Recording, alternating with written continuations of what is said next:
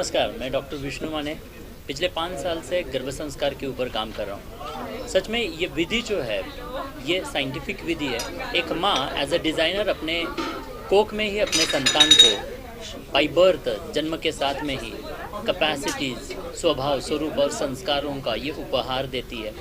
ये जो 9 महीने नेचर ने एक माँ को दिए हैं ना, वो एज अ डिज़ाइनर दिए हैं।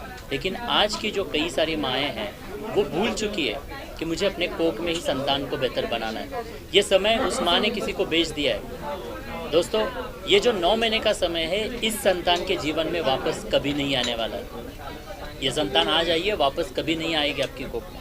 और इसीलिए ये समय जो है, वो प्रोसेस के दौरान डेवलप होते हुए इस बेबी को कोख के दौरान ही देना जरूरी है। जिस माँ ने ये समय अपने संतान को दिया है, आज वो संतान सबसे अलग हो चुकी है।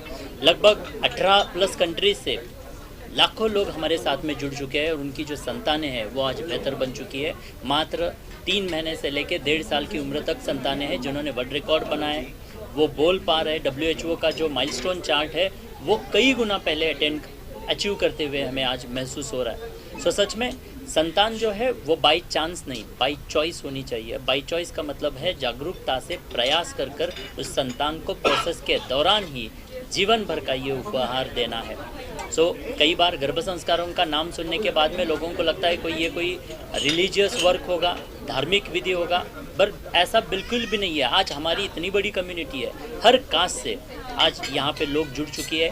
कई सारी मुस्लिम मॉम है जो हमारे साथ में जुड़ चुकी है और मतलब सैकड़ों माएँ हैं जो अपने संतान को कोख में ही बेहतर बनाने के लिए प्रोसेस में आ चुकी है। और इसलिए मैं हर किसी को बताना चाहता हूँ, ये अपॉर्चुनिटी है।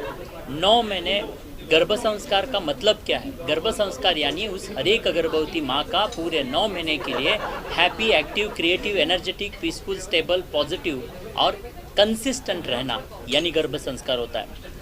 जो माँ या जो माता पिता प्रेग्नेंट है या प्रेगनेंसी के लिए प्लान कर रहे हैं, उन सभी ने इस प्रोसेस को जान कर लेना जरूरी है। अगर आप इसे जानते तो शायद आप कर पाएंगे, जानेंगे नहीं तो पाने का सवाल ही नहीं है। कई बार लोगों को पता नहीं है कि प्रेगनेंसी में क्या करना है, मेंटली, इमोशनली कैसे रहना है। सिर्फ बेबी जो है वो सिर्फ शरीर से नहीं जन्म ले रहा है, वो शरीर के संग अंदरूनी कैपेसिटीज़ को लेकर आ रहा है। और इसलिए इन अंदरूनी कैपेसिटी के लिए आज देश भर में एक ही नाम है, वो है GSC यानी गर्भ संस्कार चैलेंज। क्यों? क्योंकि मेरा हर एक उस गर्भवती माँ के लिए चुनौती है। आपके बेबी को और आने वाले देश के भविष्य को बेहतर बनाना चाहते हैं तो ये चैलेंज आपके लिए।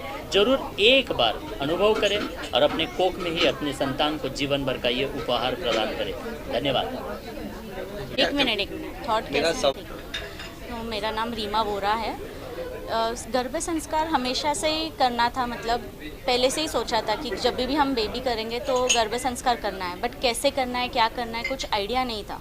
तो हम ऐसे ही वीडियोस देखते थे यूट्यूब पे, बट यूट्यूब पे से कुछ ऐसे प्रैक्टिकली नहीं था पॉसिबल, क्योंकि हम वो देख के 2 मिनट में वापस भूल जाते हैं। बट एक ऐसे फुल प्रूफ कुछ चाहिए था, तो गर्भ संस्कार challenge was a go to thing कि हमको ये करना है। और जैसे ही गर्भ संस्कार हमने लिया तो वो चैलेंज मतलब वो चैलेंज ही है। 9 मंथ्स हमको वो फॉलो करना पड़ता है। सर इतने स्ट्रिक्ट है और सर फॉलो अप हमेशा लेते रहते हैं कि आपने ये किया या नहीं। और कॉम्पिटिशन्स रहती है कि जैसे कि मम्मी का ऐसे मंथ वाइज चार्ट देते हैं सर, तो वो टिक करना है हमको कि हमने ये किया, आज ये किया, या आज ये मिस हो गया। तो वो पूरा एक ऐसे फॉलो अप रहता है और सर इतना मोटिवेट भी करते हैं, और सर की पूरी टीम कि कैसे करना है, क्या करना है, वो पूरा हमें एक्सप्लेन करते हैं। और it is a beautiful journey. अगर तुमको एक अच्छा बच्चा चाहिए मेंटली और फिज़िकली, और इवन एज अ मदर, कि हम लोग इतना स्ट्रेस लेते हैं, छोटी छोटी बातों का हम स्ट्रेस लेते हैं कि मेरे बच्चे को कैसे होगा, क्या होगा। तो गर्भ संस्कार चैलेंज हमेशा हैंडी आता है कि हम कुछ भी पूछे, कुछ भी करें, हमको आंसर मिल जाता है। और मेरा बेबी जब बॉर्न हुआ तो मेरा वेट तो बिल्कुल नहीं बढ़ा प्रेगनेंसी में, but my baby was very healthy. I had a baby of 3.86 kgs. So that was a big thing for me. Thank you. नमस्ते, आई एम श्रुति माने। मैं पुणे से हूँ और ये मेरा फर्स्ट बेबी है। मैंने GSC 8th मंथ में ज्वाइन किया था। और अभी जो मैं देख रही हूँ समरजीत में जो चेंजेस है वो सेकेंड मंथ से ही मतलब ओम क्लियरली बोलता है, मतलब वो जो है सबके लिए ही शॉकिंग था।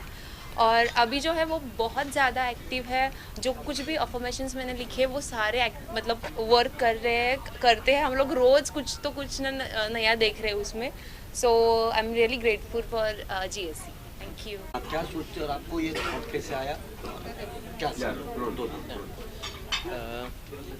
देखिए, हम डॉक्टर हैं, ठीक है, बट इसका मतलब ये नहीं है कि हम अपनी जो संस्कृति है इसमें मानते नहीं है। हमें बहुत अच्छे से पता है, पूरे भारत को पता है, अभिमन्यु की स्टोरी हमें बताने की ज़रूरत नहीं। तो ये तो हमें पुरातन से पता है कि गर्भ संस्कार नाम की चीज़ है, ठीक है। इसी वजह से हमने ये गर्भ संस्कार को चुना।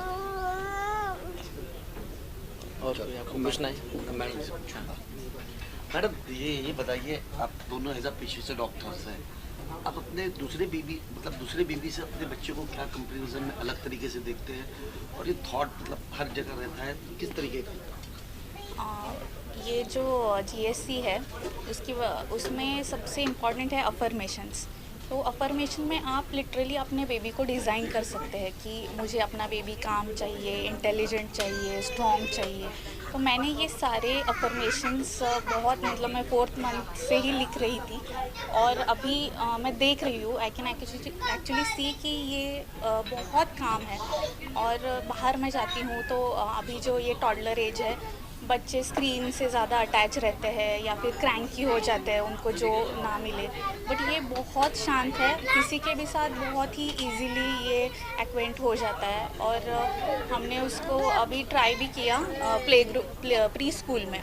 तो इससे बड़े जो बच्चे हैं वो रोते हैं, they are not able to adjust. और एंड वहाँ के जो टीचर्स हैं वो सरप्राइज़ हो गए कि ये फर्स्ट डे से ही उनके साथ अच्छे से एडजस्ट कर रहा है। तो ये सब मुझे लगता है कि GSC में मैंने जो अफर्मेशन प्रेगनेंसी के टाइम जो किए थे उसी का रिज़ल्ट है। आज ये मतलब जैसा मैंने चाहा वैसे मुझे मिला है। Thank you. करना चाहूँगा सर।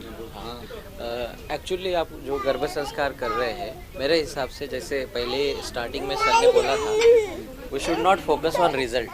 मेरे हिसाब से गर्भ संस्कार इसलिए नहीं करने चाहिए कि कल को बच्चा आएगा और पैदा होते ही हमारा नाम गिनीज बुक में आ जाएगा।